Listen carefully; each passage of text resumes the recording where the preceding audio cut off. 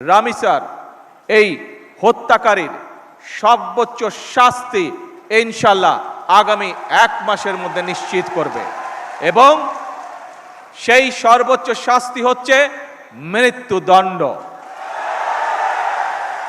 ঢাকার মিরপুরে একটি নিষ্পাপ মেয়ের নির্মম মৃত্যুর মাধ্যমে মানুষের মানবিক মূল্যবোধের চূড়ান্ত অবক্ষয়ের চূড়ান্ত প্রমাণ মিলেছে। শিশু নির্যাতন বা নারী নির্যাতন বর্তমান সরকার কোনোভাবেই মেনে নেবে না। সকল সম্মানিত উপস্থিতিবৃন্দ, দীর্ঘদিনের ফ্যাসিবাদী শাসন শুধুমাত্র দেশের মানুষের অধিকার আর দেশের অর্থ সম্পত্তি লুট করেনি, বিচার বিভাগ সহ দেশের সমস্ত প্রতিষ্ঠানগুলোকে ধ্বংস করে দিয়েছে। সবচেয়ে যেটি বড় ক্ষতি হয়েছে, বিশেষ করে বিতাড়িত ফ্যাসিবাদের সময় মানবতা, মানবিকতা এবং দেশের আবহমানকালের ধর্মীয় সামাজিক মূল্যবোধগুলোকে একেবারেই বিনষ্ট করে দেওয়া হয়েছে।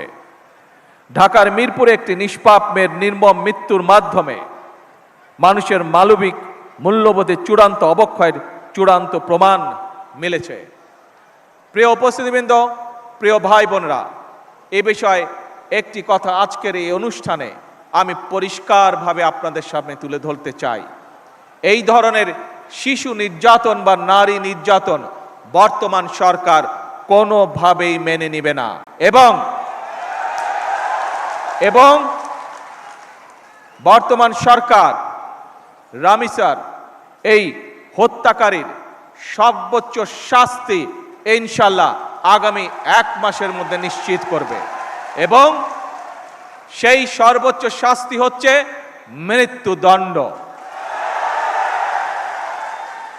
যাতে করে ভবিষ্যতে আর কোনো ব্যক্তি মানুষ এইভাবে শিশু বা নারী নির্যাতন করার সাহস না পায়। উপস্থিত সম্মানিত সকল উপস্থিতিবৃন্দ, একটি নিরাপদ মানবিক রাষ্ট্র এবং সমাজ প্রতিষ্ঠা করতে হলে আমাদেরকে আইনের শাসন প্রতিষ্ঠা করতেই হবে। রাজনৈতিক সংস্কৃতির পরিবর্তন ঘটাতে হবে। একই সঙ্গে আমাদের জাতীয় জীবনে পুনরায় বাংলাদেশের আবহমানকালের ধর্মীয়, সামাজিক, সাংস্কৃতিক মূল্যবোধের পুনর্জীবন ঘটাতে হবে। এক্ষেত্রেও কবি কাজী নজরুল ইসলামের জীবন এবং কর্ম আমাদের জন্য প্রাসঙ্গিক। সম্মানিত সুধীবৃন্দ, কবি নজরুলের জীবন এবং কর্ম বিশ্ব সাহিত্য দরবারে আরো বেশি ছড়িয়ে দেওয়া প্রয়োজন। তার জীবনবোধ, তার জীবন দর্শন প্রজন্মের পর প্রজন্ম পৌঁছে দিতে হবে। এরই অংশ হিসাবে আমাদের জাতীয় কবির স্মৃতি বিজড়িত ত্রিশালকে নজরুল স্মৃতি হিসাবে ঘোষণা করা যায় কিনা এর ব্যাপারে সম্ভাব্যতা যাচাইয়ের